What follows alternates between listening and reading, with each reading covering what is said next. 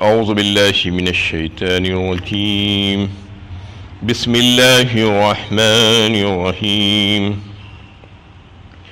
وَإِذَا طَلَّقْتُمُ النِّسَاءَ فَبَلَغْنَ أَجَلَهُنَّ فَأَمْسِكُوهُنَّ بِمَعْرُوفٍ أَوْ سَرِّحُوهُنَّ بِمَعْرُوفٍ وَلَا تُمْسِكُوهُنَّ ضِرَارًا لِتَعْتَدُوا وَمَنْ يَفْعَلْ ذَلِكَ فَقَدْ ظَلَمَ نَفْسَهُ وَلَا تَتَّخِذُوا آيَاتِ اللَّهِ هُزُوًا وَاذْكُرُوا نِعْمَةَ اللَّهِ عَلَيْكُمْ وَمَا أَنزَلَ عَلَيْكُمْ مِنَ الْكِتَابِ وَالْحِكْمَةِ يَعِظُكُمْ بِهِ وَاتَّقُوا اللَّهَ وَاعْلَمُوا أَنَّ اللَّهَ بِكُلِّ شَيْءٍ عَلِيمٌ۔ اور جب تم عورتوں کو طلاق دے دو اور وہ اپنی عدت کو پہنچ جائیں تو انہیں بھلے طریقے سے روک لو یا بھلے طریقے سے رخصت کرو، انہیں ستانے کی غرض سے روکے نہ رکھو کہ اس طرح زیادتی کے مرتکب ہو، اور جو ایسا کرے گا وہ اپنے ہی اوپر ظلم کرے گا۔ اللہ کی آیات کو مذاق نہ بناؤ، اللہ کے احسان کو اور اس بات کو یاد رکھو کہ اس نے تم پر کتاب اور حکمت نازل فرمائی جس کے ذریعے وہ تمہیں نصیحت فرماتا ہے، اور اللہ سے ڈرو اور جان لو کہ اللہ ہر چیز کا جاننے والا ہے۔ یہ سورہ بقرہ کی 231 نمبر کی آیت ہے۔ اس میں جو مطلقہ عورتیں ہیں ان کو جب طلاق رجعی ہو جاتا ہے تو ان کے شوہروں کو 2 اختیارات اللہ تعالیٰ نے دے کر رکھے ہیں۔ ایک تو طریقہ یہ ہوگا کہ فَأَمْسِكُوهُنَّ بِمَعْرُوفٍ، ان کو بھلے طریقے سے معروف طریقے سے روک لو۔ اگر تم چاہتے ہو کہ پھر سے ان کو اپنے نکاح میں رکھو تو پھر اچھے اور بہترین طریقے سے ان کو اپنے نکاح میں روک کے رکھو۔ ستانے کی غرض سے یہ مت کرو کہ پھر سے رجوع کرو، پھر ستاؤ، ان کا حق مارو، پھر سے ان کو طلاق دو، نہیں، بلکہ اگر تمہاری نیت اچھی ہو اور تمہارا دل صاف ہو گیا ہو تو پھر سے ان کو رجوع کر لو، اپنے نکاح میں باقی رکھو۔ یا اگر ایسا نہیں ہو سک رہا ہے اور اختلافات جیسے کہ ویسے ہی ہیں، وَسَرِّحُوهُنَّ بِمَعْرُوفٍ، تو پھر ان کو علیحدہ کر دو، نکاح کا جو تعلق ہے وہ ختم کرو اور ان کو آزاد کر دو۔ وہ بھی جو ہے بھلے اور اچھے طریقے سے کرنا چاہیے۔ وَلَا تُمْسِكُوهُنَّ ضِرَارًا لِتَعْتَدُوا، فرما دیا گیا کہ تم کبھی بھی ان کو نقصان پہنچانے کی غرض سے ایسا مت کرو کہ ستانے کی غرض سے ان کو روک کے رکھو، یا ان کو چھوڑتے وقت بھی جو ہے ان کے ساتھ ظلم و زیادتی کرو۔ وَمَنْ يَفْعَلْ ذَلِكَ فَقَدْ ظَلَمَ نَفْسَهُ، فرمایا گیا، اور جو کوئی ایسا کرے گا، یعنی اللہ تعالیٰ کی جو مقرر کردہ حدود ہے جس کو اللہ تعالیٰ نے واضح فرمایا ہے، جو طریقہ تمہیں بتلایا گیا ہے، اس طریقے کے خلاف اگر تم کرو گے تو تم اپنے نفسوں پر، تم اپنی ذات پر ہی جو ہے زیادتی کرنے والے اور نقصان اٹھانے والوں میں سے ہو جاؤ گے۔ وہ اس طریقے سے کہ دنیا میں بھی تم ذلیل و خوار ہو کر در در بھٹکتے پھرو گے، اور آخرت میں تو اللہ تعالیٰ کے عذاب سے، سخت عذاب سے دوچار ہو جاؤ گے۔ وَلَا تَتَّخِذُوا آيَاتِ اللَّهِ هُزُوًا، اور پھر فرمایا گیا کہ اللہ کی آیات کو مذاق مت بناؤ۔ اللہ کی آیات کو مذاق بنانے کا مطلب کیا ہے؟ اللہ کی آیات کو مذاق بنانے کا ایک مطلب تو یہ ہے کہ اللہ تعالیٰ نے جو حدود اور شروط مقرر فرمائے ہیں تمہارے لیے، اس میں جو ہے اس کو نہ ماننا اور ہٹ درمی کرنا اور ضد کی وجہ سے اس کو قبول نہیں کرنا اور اپنی منمانی کرنا۔ اور دوسرا اس کا مطلب یہ ہے کہ طلاق دے کر بھی یہ کہنا کہ میں نے مذاق میں کہہ دیا تھا، میں نے فلاں طریقے سے کہہ دیا تھا، میرا مطلب یہ نہیں تھا، مذاق یہ اس میں چلنے والا نہیں ہے۔ اللہ کے نبی صلی اللہ علیہ وسلم کی ارشادات کو اگر آپ دیکھیں تو حضرت ابو ہریرہ رضی اللہ تعالیٰ عنہ اس حدیث کو روایت کرتے ہیں، فرمایا رسول اللہ صلی اللہ علیہ وسلم نے کہ 3 چیزیں ایسی ہیں جس میں چاہے انسان ہنسی مذاق کے ساتھ کہے یا دل کے ارادے سے یا قصد کر کے کہے تو دونوں برابر ہے۔ 3 چیزیں کون سی ہے؟ ایک تو یہ ہے کہ نکاح، دوسرا طلاق، تیسرا رجعت۔ یعنی یہ تینوں چیزوں میں چاہے مذاق سے الفاظ کہے چاہے ارادے سے کہے، دونوں برابر ہیں۔ مذاق سے بھی اگر کہیں گے تو نکاح ہو جائے گا کسی کے ساتھ، اگر جو اس کا جو طریقہ ہے وہ طریقہ اپنا لیں گے ایجاب و قبول کا، تو ویسے ہی طلاق کا معاملہ بھی ہے، رجعت کا معاملہ بھی ہے۔ یہ تینوں چیزوں میں مذاق نہیں چلنے والا ہے، یہ بتایا گیا ہے۔ اور اس سلسلے میں اگر آپ دیکھیں تو دنیا میں جو لوگ جس قسم کی حرکتیں کرتے ہیں اس آیت کے ذیل میں، کہ اللہ کی آیتوں کو جو مذاق بنا لیے ہیں آج، کہ ایسے کئی واقعات آپ کو دیکھنے میں مل سکتے ہیں، ہزاروں نہیں بلکہ لاکھوں، جو ہے مرد اپنی عورتوں کے ساتھ جو ہے نبھا نہیں سک رہے ہیں. وہ عورت اور مرد میاں بیوی کے تعلقات ان کے درست نہیں ہیں، کشیدہ ہیں، اختلافات خوب بڑے ہوئے ہیں، تعلق قائم نہیں ہے، خط تعلق ہے، حق دینا نہیں چاہتے لیکن چھوڑنا بھی نہیں چاہتے، طلاق دینا ہی نہیں چاہتا ہے. مرد عورت کو ستانا چاہتا ہے، اس کے اوپر ظلم و زیادتی کرتا ہے، اس سے انتقام لینے کی خاطر، غصہ نکالنے کی خاطر کہ اس نے میرے ساتھ ایسا کیا تھا میں اس کے ساتھ ایسا کروں گا، لٹکا کر رکھ دوں گا، معلق کر دوں گا. یہ الفاظ ہوتے ہیں لوگوں کے. آج ہزاروں ایسے معاملات آپ کو دیکھنے میں ملیں گے کہ اللہ کی آیتوں کے ساتھ مذاق کیا جا رہا ہے. اس کو نہ چھوڑنا چاہتی، نہ طلاق دینا چاہتی، اور بیچاری جب وہ خلا مانگتی ہے پریشان ہو کر تو خلا بھی نہیں دینا چاہتی، کیونکہ جب تک کہ مرد نہیں چاہا خلا بھی اس کو نہیں مل سکتا. ہاں، فسق نکاح کے لیے شرعی عدالت سے، شرعی کونسل سے اس کو رجوع ہونا پڑے گا، یا دیگر عدالتوں سے، ملکی عدالتوں سے رجوع ہونا پڑے گا. وہ ایک لمبا پروسیجر ہوتا ہے. جب تک کہ وہ عورت کو انہیں سڑا کر رکھ دیتے ہیں، اس کو معلق کر دیتے ہیں، اور آپ تو نکاح کر لیتے ہیں اور مزے اڑاتے رہتے ہیں. تو اس طریقے سے جو ہے اللہ کی آیتوں کا مذاق اڑاتے ہیں، اور یہ نہیں سمجھ رہے ہیں کہ اللہ تعالیٰ نے ان کو جو قدرت اور اختیار دیا تھا وہی اللہ جس کے پاس ساری قدرتیں ہیں، سارے اختیارات ہیں، اس کا مذاق یہ لوگ بنا دیتے ہیں. اور اس قسم کے بہت سے ایسے واقعات ہیں. وَاذْكُرُوا نِعْمَةَ اللَّهِ عَلَيْكُمْ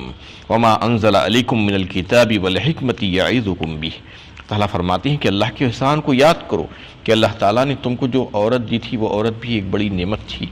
اس کی تم نے قدر نہیں کی، اور اس کے علاوہ اللہ تعالیٰ کے بے شمار احسانات تمہارے اوپر ہیں. اس نے تم پر کتاب اور حکمت نازل فرمائی. یعظکم بہ، اس کے ذریعے سے وہ تم کو نصیحت کرتا ہے کہ تم باز آ جاؤ اس قسم کے کاموں سے، کیونکہ اللہ تعالیٰ نہیں چاہتے ایسی ظلم و زیادتی اور ناانصافی. واتقوا اللہ واعلموا ان اللہ بکل شیء علیم، اور اللہ سے ڈرو اور جان لو کہ اللہ ہر چیز کا جاننے والا ہے. یعنی اللہ کی آیات سے اس میں مراد وہی احکام اور قوانین ہے. انسان کے دل میں اللہ تعالیٰ کا جتنا ڈر ہوگا اور اس کے علیم ہونے کا اتنا ہی یقین ہوتا جائے گا اس کو، کہ وہ جانتا ہے اللہ تعالیٰ میں جو کچھ بھی کر رہا ہوں، وہ اللہ تعالیٰ کے تعلق سے یہ سوچے گا کہ میری نیتوں سے وہ واقف ہے، میرے دل کے ارادوں اور بھیدوں کو وہ جانتا ہے، میں جو کچھ بھی کر رہا ہوں اور کہہ رہا ہوں اس سے وہ واقف ہے. اور میں عورت کو اگر طلاق دے رہا ہوں تو وہ اگر اس کو ظلم و زیادتی سے بچانے کے لیے اور جو نزاع ہو گیا ہے اس کو ختم کرنے کی خاطر اگر میں ایسا کر رہا ہوں تو ٹھیک ہے، اور اس کے برعکس اگر اس پر ظلم کرنے کی نیت اگر میری ہے اور اس کو ستانا، اس کو تکلیف دینا، اس کے اوپر غم و غصہ نکالنا اور انتقام لینا ہے تو وہ بھی جانتا ہے اللہ تعالیٰ. تو اس طریقے سے جو ظلم و زیادتیاں آج مسلمان بھی بہت سے کر رہے ہیں اور اپنے آپ کو بڑے اچھے سمجھتے ہیں، اس میں اللہ تعالیٰ یہ بتانا چاہتے ہیں کہ اس قسم کے جو ظالم ہیں اور جو اللہ تعالیٰ کی نافرمانی پر اڑے ہوئے لوگ ہیں، انہیں زیادتی کرنے والے اکثر مختلف قسم کی زیادتیوں میں ملوث ہیں آج مسلمان. ایسے لوگوں کے لیے جو ہے اللہ تعالیٰ کی نافرمانی کرتے ہوئے جو ہے اللہ تعالیٰ کی فرمانبرداری نہیں کرتے ہیں، تو ایک حدیث قدسی میں فرماتے ہیں کہ ان کی بدعمالیوں کی وجہ سے جو اللہ تعالیٰ نے ان کے اوپر ظالم حکمرانوں کو مسلط کر دیا ہے. اللہ تعالیٰ کا فرمان ہے، حدیث قدسی میں ہے کہ میں بادشاہوں کا بادشاہ ہوں، میں حکمرانوں کا حکمران ہوں، اور میں شہنشاہوں کا شہنشاہ ہوں. میری مٹھی میں سارے لوگوں کے دل ہے اور میں ان کو جس طریقے سے چاہتا ہوں الٹتا پلٹتا ہوں، اور تمہاری بدعمالیوں کی وجہ سے میں تمہارے اوپر ایسے ظالم حکمرانوں کو مسلط کر دیتا ہوں جو تمہارے اوپر ظلم و زیادتی کرتے ہیں اور تم کو ستاتے ہیں اور تکلیفیں دیتے ہیں اور تم کو جو ہے ایذائیں پہنچاتے ہیں. ایسے وقت میں تم ان کو گالیاں دے کر ان کے اوپر غصہ اتار کر اپنا وقت ضائع کرنے کے بجائے مکمل طور پر میری طرف رجوع ہو جاؤ، میری فرمانبرداری کرو. تو آج آپ دیکھیے کہ آج کے جو موجودہ حالات ہیں، کیسے حالات ہیں مسلمانوں کے اوپر، کیسے حالات گزر رہے ہیں. ساری قوموں کے اوپر ہی گزر رہے ہیں، ابھی تو مسلمانوں کے اوپر تو اور زیادہ ہی ہے کہ آج در در بھٹک رہے ہیں، گھنٹوں گھنٹوں جا کر قطاروں میں کھڑے ہوئے ہیں، لیکن احساس تک نہیں ہو رہا ہے کہ اللہ تعالیٰ سے رجوع ہو جائیں. اتنی ہی ہے تعداد مسجدوں میں، ذری بھی نہیں بڑھی. اگر آپ دیکھیں تو اللہ کے پاس کون رجوع ہو رہا ہے؟ وہاں جا کر 5-5 گھنٹے کھڑے ہونے کے لیے وقت ہے، یہاں پر 10-15 منٹ آنے کے لیے وقت نہیں. اتنی تکلیف اٹھا رہے ہیں، اتنی ظلم و زیادتی ہو رہی ہے، ناانصافی ہو رہی ہے، پتہ ہے، اس کے باوجود اللہ کی بارگاہ میں نہیں آنا چاہتی. اللہ سے آ کر رجوع ہو کر اللہ کے سامنے معافی مانگنا نہیں چاہتے اور اپنی اعمال درست کرنا نہیں چاہتے، وہی بدعمالیوں میں لگے ہوئے ہیں، وہی گالیاں دے رہے ہیں، وہی غصہ نکال رہے ہیں، ان کے اوپر غصہ نکالنے سے کچھ ہونے والا نہیں ہے۔ ان سارے لوگوں کے دل اللہ تعالیٰ کی چٹکی میں ہے، اس کی مٹھی میں ہے، وہ جب چاہے دلوں کو پھیرنے والا ہے۔ اللہ تعالیٰ فرماتے ہیں کہ اگر تم میرے طرف متوجہ ہو جاؤ تو پھر میں تمہارے اوپر ایسے نرم اور شفیق اور مہربان حکمرانوں کو لا دوں گا، تو وہ تمہارے ساتھ ایسا نہیں کریں گے۔ کیونکہ یہ جو ماحول آج جو پیدا ہو گیا ہے، اس کی وجہ سے کم از کم مسلمانوں کو اس بات کا لحاظ ہونا چاہیے کہ ہماری بدعمالیاں ہیں جس کی وجہ سے ہم کو آج تکلیفیں پہنچ رہی ہیں، تو کم از کم اللہ تعالیٰ سے رجوع ہو جائے اور اس کی بارگاہ میں آ کے گڑ گڑائے، روئے پلائے اور نمازوں کی پابندی کرے۔ لیکن ایسا نہیں ہو رہا ہے، آج بھی ان کو اس بات کا احساس نہیں ہوا ہے کہ ہم اللہ کے پاس آ جائیں اور اس سے مانگیں، یہ ظلم و زیادتی کے خلاف آواز اس کی بارگاہ میں اٹھائیں، ادھر ادھر اٹھانے کے بجائے۔ اس میں اللہ تعالیٰ نے جو ہے یہ بات بتائی ہے کہ تم مذاق مت بناؤ میری آیتوں کا، لیکن مذاق آج بنا رہے ہیں لوگ، اس وجہ سے تکلیفیں اٹھا رہے ہیں۔ وَإِذَا طَلَّقْتُمُ النِّسَاءَ فَبَلَغْنَ أَجَلُهُنَّ فَلَا تَعْزُلُوهُنَّ أَن يَنكِحْنَ أَزْوَاجَهُنَّ إِذَا تَرَاضَوْا بَيْنَهُم بِالْمَعْرُوفِ ذلك يوعظ به من كان منكم يؤمن بالله واليوم الآخر ذلكم أزكى لكم وأطهر والله يعلم وأنتم لا تعلمون۔ اور جب تم عورتوں کو طلاق دے دو اور وہ اپنی عدت پوری کر لیں تو پھر انہیں اپنے شوہروں سے نکاح سے نہ روکو، جبکہ وہ معروف طریقے پر باہم رضامندی سے معاملہ طے کریں۔ یہ نصیحت تم میں سے ہر اس شخص کو کی جاتی ہے جو اللہ اور یوم آخرت پر ایمان رکھتا ہے، یہ تمہارے لیے زیادہ پاکیزہ اور ستھرا طریقہ ہے، اللہ تعالیٰ جانتے ہیں تم نہیں جانتے۔ اس میں یہ بات بتائی گئی ہے کہ تم کو اگر طلاق دینے کی اتنی ہی ضرورت پیش آ جائے اور اس کے بغیر کوئی چارہ کار ہی نہ رہے تو پھر تم کو طلاق رجعی دینا چاہیے، یعنی وہ طلاق جس میں تم اپنی عورت کو پھر سے عدت کے دوران رجوع کر سکتے ہو، اور وہ سب سے اچھا اور بہترین طریقہ اس کا جو ہے وہ ایک طلاق دینا ہے، سنت طریقہ جسے طلاق احسن بھی کہا جاتا ہے۔ اس کے علاوہ دوسرے طریقے جو ہے طلاق دینے کی، جیسا کہ وہ الفاظ تم کہنا جس کی وجہ سے تمہاری اور تمہاری بیوی کے درمیان جو تعلق تھا وہ منقطع ہو جائے، اسے طلاق بائن کہتے ہیں۔ ایسے الفاظ مت کہو، بلکہ طلاق رجعی، طلاق احسن دینے کی کوشش کرو، اور وہ الفاظ بھی جس میں جو ہے 3 طلاقیں دینے کے بعد تمہاری بیوی تم سے مکمل طور پر جدا ہو جاتی ہے، اس کے بعد نکاح جدید بھی نہیں ہو سکتا اور کوئی اور دوسری صورت نہیں ہو سکتی کہ تم اس سے پھر سے نکاح کر سکو، اسے طلاق مغلظہ کہتے ہیں۔ یہ دونوں طلاق تم استعمال مت کرو، بلکہ اگر اتنی ہی ضرورت ہو تو طلاق احسن، طلاق رجعی تم جو ہے وہ الفاظ استعمال کرو جس کے بعد تم اپنی بیوی سے رجوع کر سکتے ہو۔ تو اس میں ان عورتوں کے اوپر جو ظلم و زیادتی ہوتی ہے اس سے روکا گیا ہے جن کو طلاق رجعی ہوئی ہے، اور اس کے بعد عدت پوری کرنے کے بعد یا عدت کے دوران بھی اگر وہ چاہتی ہے تو اپنا یعنی شوہر اس کا سابقہ شوہر اس کو واپس لے سکتا ہے دوران عدت، طلاق رجعی کی صورت میں۔ اور اگر عدت پوری ہو جائے تو بھی سابقہ شوہر کے لیے بھی حق باقی بچتا ہے، یا عورت چاہے تو اپنی مرضی سے جہاں پر چاہے اپنا دوسرا نکاح کر سکتی ہے، لیکن اس کو روکا جاتا ہے عام حالات میں۔ یہ اس میں جو ہے منع کیا گیا ہے کہ یہ ظلم و زیادتی ہے کہ ایک آزاد عورت کو اس کی اپنی مرضی سے نکاح کرنے کے سلسلے میں روکا جائے، چاہے وہ اپنے سابقہ شوہر کی جانب سے ہو۔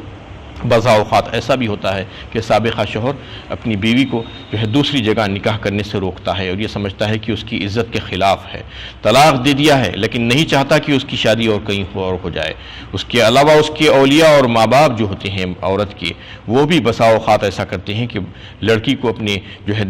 دوسری جگہ پر نکاح کرنے سے روکتے ہیں، یا ایسا بھی واقعات پیش آتے ہیں کہ وہ عورت جو ہے اپنے سابقہ شوہر سے پھر سے نکاح کرنے کے لیے راضی ہو جاتی ہے اور دونوں رضامند رہتے ہیں، لیکن اس کے باوجود اس کے اولیاء اور ماں باپ غصے کی وجہ سے کہ اس نے پہلے طلاق ہی کیوں دی تھی، اس وجہ سے پھر سے اس کو رجوع کرنے سے روکتے ہیں۔ یہ ساری چیزیں ظلم و زیادتی ہے عورت کے اوپر۔ عورت جہاں پر چاہتی ہے اس کی مرضی سے اس کا نکاح دوبارہ بھی نکاح کیا جانا چاہیے، اس کو روکنا یہ عاقلہ اور بالغہ عورت کے حق میں یہ ظلم و زیادتی ہے اور ناانصافی ہے، اس کو تکلیف پہنچانا ہے، اس سے منع کیا گیا ہے، کیونکہ ایسا اگر کریں گے تو پھر اس کی جو خرابیاں پیدا ہوں گی اس کے سب سب ذمہ دار ہوں گے۔ اللہ تعالیٰ اس میں فرماتے ہیں ذالکم ازکا لکم و اطہر، فرمایا کیونکہ اس عورت کا پھر سے نکاح ہو جانا یہ زیادہ بہتر اور اچھا اور پاکیزہ طریقہ ہے،